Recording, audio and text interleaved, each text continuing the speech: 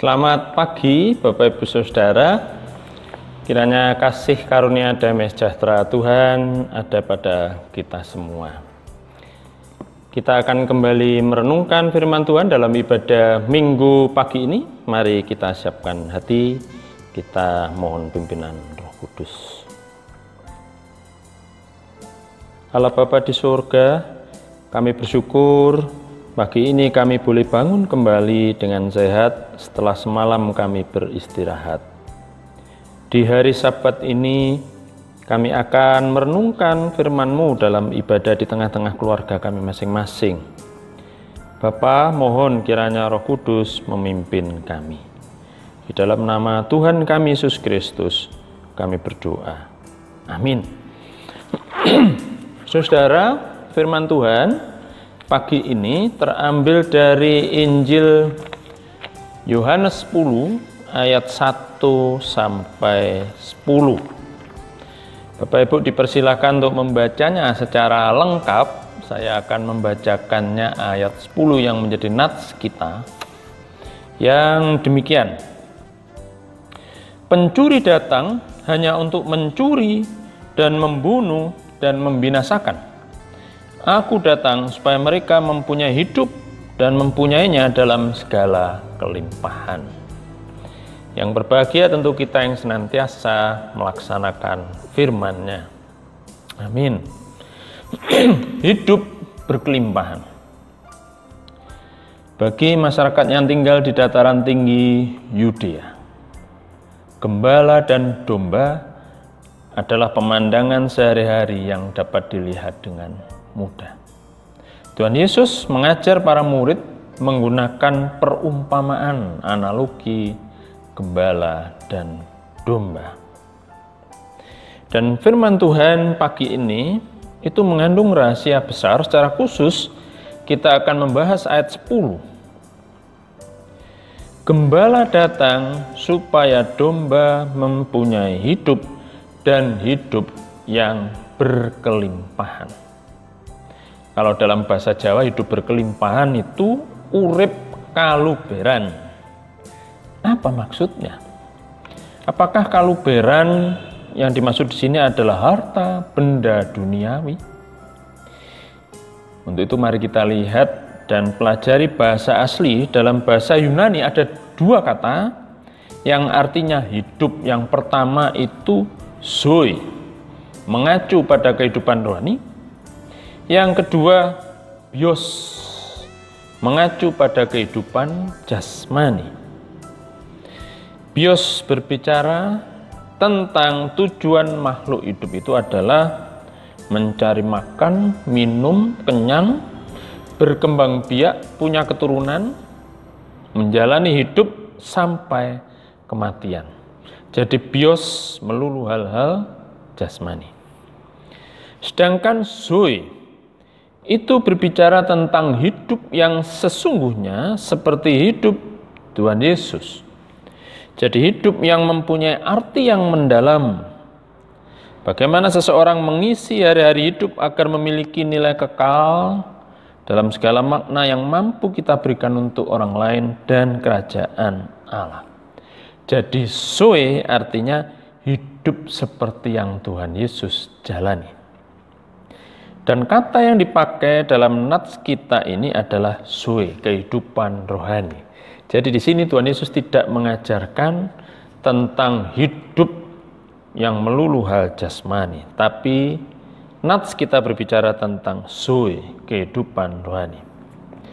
Yesus datang supaya kita mempunyai zoe bersamanya, berkualitas, maksimal, dan menjadi berkat. Lalu pertanyaan yang menggelitik saya, mengapa Tuhan Yesus menawarkan hidup?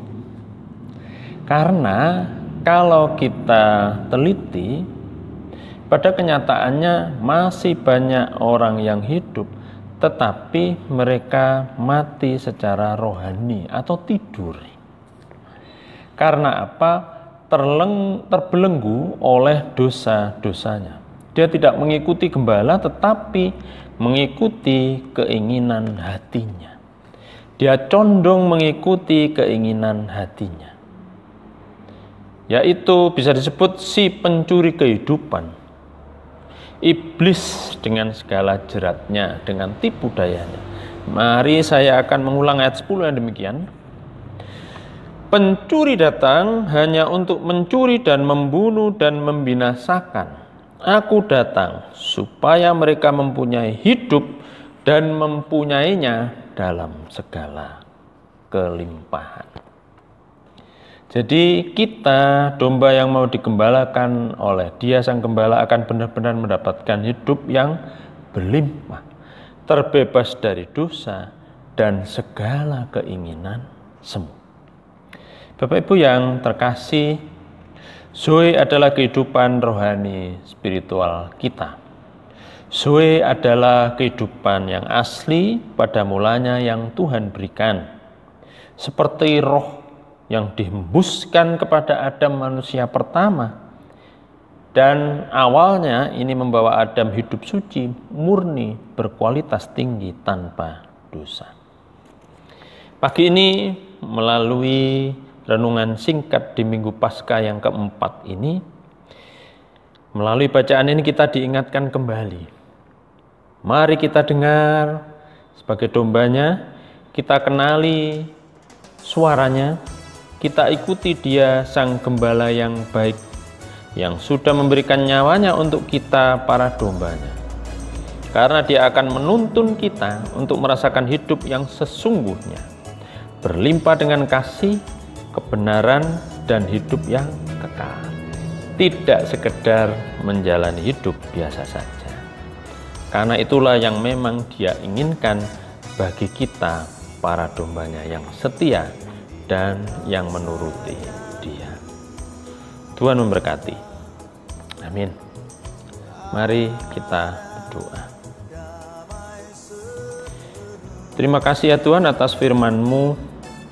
Kami para domba-Mu kembali diingatkan bagaimana kami harus mengenal suara-Mu, mendengar dan senantiasa mengikuti-Mu, supaya kami mendapatkan hidup yang sungguh berkualitas seperti yang akan Tuhan berikan.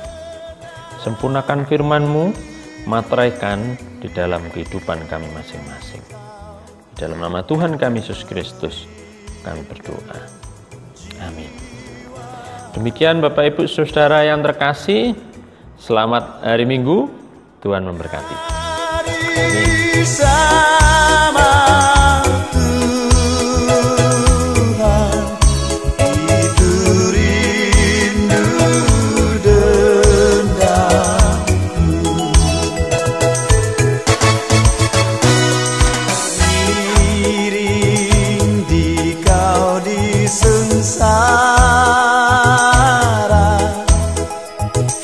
Karena kuasa yang kelam,